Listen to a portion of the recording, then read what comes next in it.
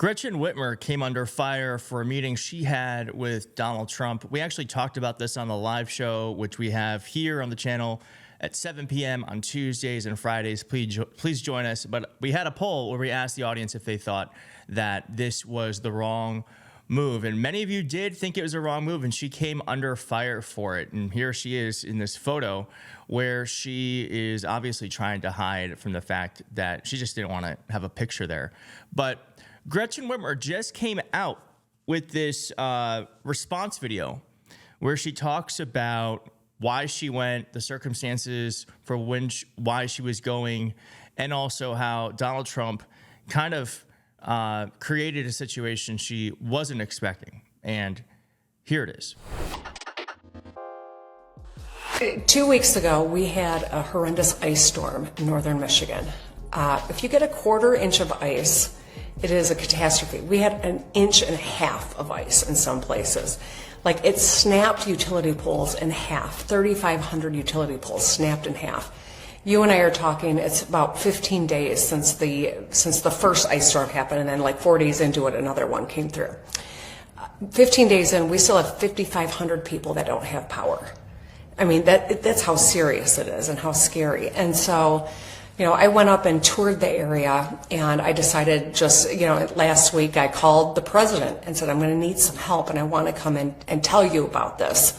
By the way, I also wanted to talk about tariffs and Air National Guard base, but he said, okay, come on over. So I went to D.C. this past week to go meet with the president about this, and they brought me in, not into a meeting, a one-on-one meeting, which is what I thought I was going for, but into a press conference that was about a bunch of stuff that I don't agree with. And I was kind of, what do? Do you make a scene? Well, that doesn't help the people of Michigan. Do you walk out? That doesn't help the people of Michigan. So I stood there. I walked out briefly to talk to my staff person and walked back in and then had my meeting. But I've gotten a lot of heat for it. But I had to ask for help for the people of Michigan. And public service, the way I was taught public service from both my parents is you take an oath to put the people's interests above your own.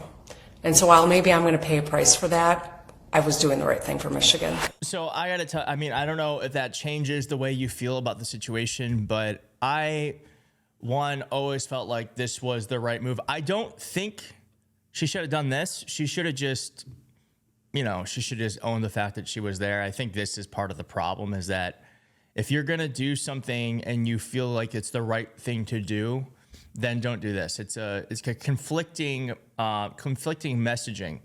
But I will say that I don't know if Gretchen Whitmer is running for president or not. I don't think this will hurt a potential presidential run. It's so far away anyways.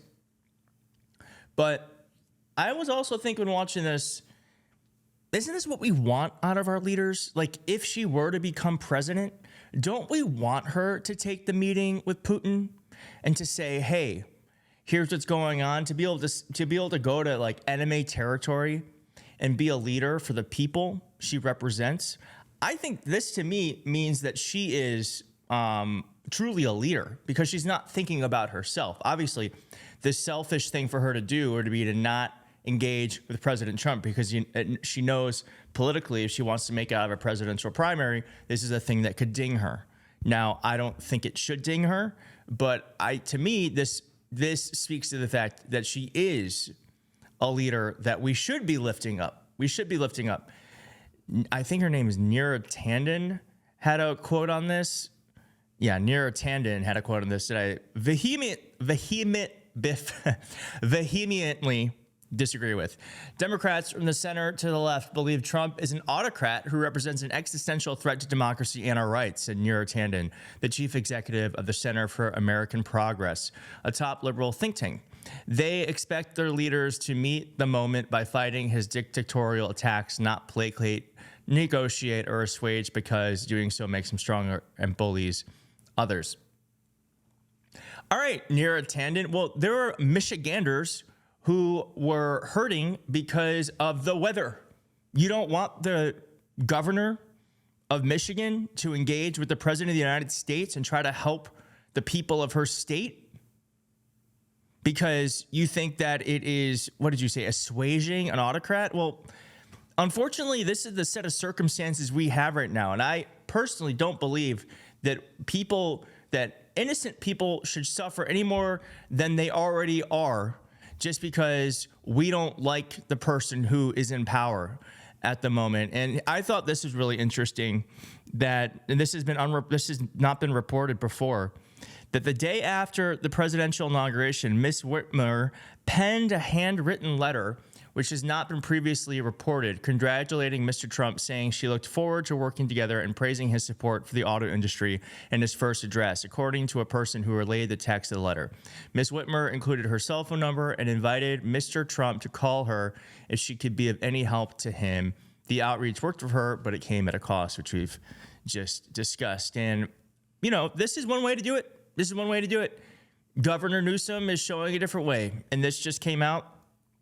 California is going to sue Trump to stop imposing sweeping tariffs.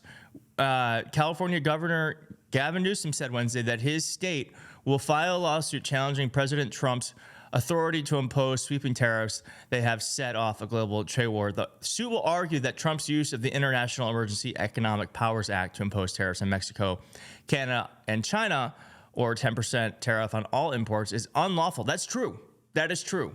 In a normal, lawful society, this would be a slam dunk case. I don't know what's going to happen, but this is true. This is an unconstitutional thing he is doing. It is Congress who can impose taxes, not the executive. And I want to end with this. Senator Chris Van Hollen is going to El Salvador. This is a leader. I want to let him explain it, but he posted this on YouTube, and I think this is what we need so much more from our leaders. We had on the live show yesterday, which is on Tuesdays and Fridays at 7 p.m. Eastern, we had Rep.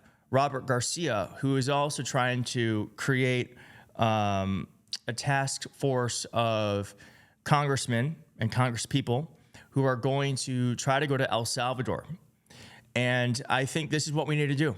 We have to start taking action. We need our leaders to take action. And this, to me, whether it's Governor Whitmer doing what she needs for her state, Governor Newsom making sure that people understand that this is an unlawful thing Donald Trump is doing and trying to fight him in the courts, or the senators and members of Congress who are putting their bodies on the line to try to expose the un-American acts this president is doing. We have to do all of it. So thank you, Chris Van Hollen, and I will see you next time.